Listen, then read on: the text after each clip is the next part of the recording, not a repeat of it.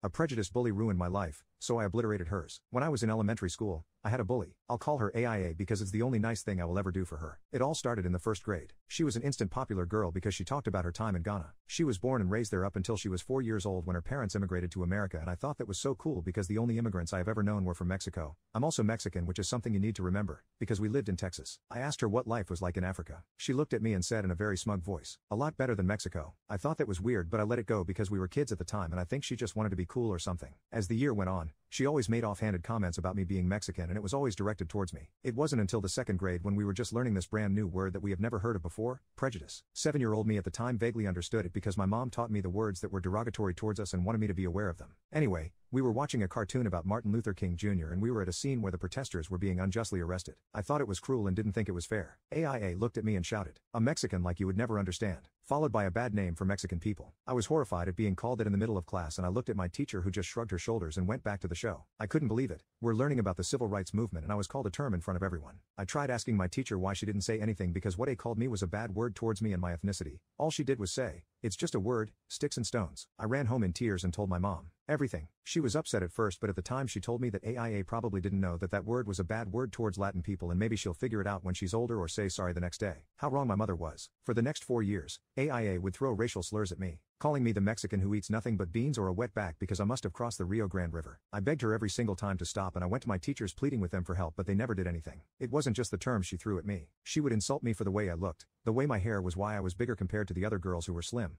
She wasn't a model herself either. Things got worse in the 4th grade. I was going through a rough time because my mom was dating a man who drank beer as if prohibition ended. He also smoked heavily and the smell will end up on my clothes, which added fuel for AIA's fire. I would always use me as an example about the dangers of smoking, pointing out how the smell was so bad that she constantly plugged her nose every time she walked by me. It led to rumors of me never taking a bath that followed me up until the end of 6th grade. At this time my mom was starting to realize that AIA was not stopping and she tried contacting the school, but all she would get was that it was just a disagreement between two classmates. She wrote notes for me to give to my teachers, but nothing would happen, and in the 5th grade things really took a bad toll. My grandfather passed away and his death hurt me so much that even to this day I still feel that raw pain of his passing. Word got out to my school and AIA walked up to me saying how sorry she was that my grandfather was gone. I naively thought that maybe, just maybe, she would stop being a bully and say sorry for saying prejudiced things towards me. Nope. It's sad that he died to get away from you. I would too if I realized my granddaughter was so ugly. I broke into tears while she and a few of her friends laughed. And as always, none of my teachers did anything to stop her. I told my mom, who managed to finally get a hold of my teacher and demanded that she do something about it or else she was going to go up there and make her stop. So for the first time in the whole year,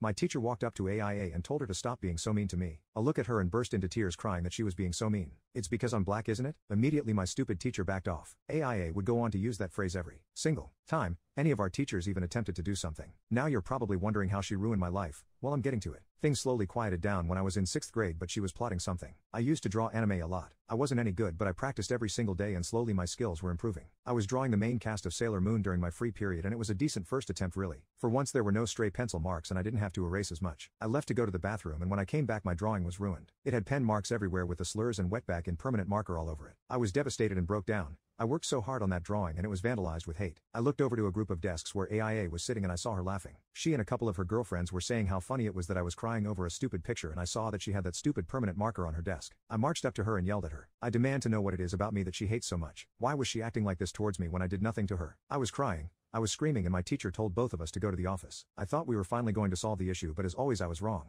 My principal looked at the both of us and said that I should apologize. Me? What? Principal? Apologize for yelling at her. Just because you're upset over a drawing doesn't mean you have to yell at a classmate for it. Me? But she ruined my drawing. She wrote slurs all over it. I should point out that she even had permanent marker stains on her hands. Me? Why aren't you telling her that you don't tolerate racism in this school? Why are you always taking her side? Principal, I'm not taking sides, young lady, but those are just words. Sticks and stones. I honestly didn't know what to feel at that moment. I realized that AIA was getting away with her prejudice and there was nothing I could do about it. I still refused to apologize and the principal called my mom, who demanded that the principal do something about AIA, but nothing happened as always. After that incident, AIA was emboldened at the fact that she could get away with the bullying and made my life hell. She destroyed me. It was to the point where I could no longer draw again. Even to this day, if I even try to draw a character I liked, I would break into tears and just stop. My mom tried everything. She pleaded, She demanded and she threatened, but my school just brushed it off as an overprotective single mom who just didn't like seeing her overly sensitive child hurt. In my mom's perspective, from what she told me, she watched as her happy-go-lucky little girl slowly morphed into a sad and combative teenager. I developed a hatred towards my own ethnicity, and I cried that I wished I was white because I hated being called those words, and I hated the way my face looked because I could see my Native American features. That's right,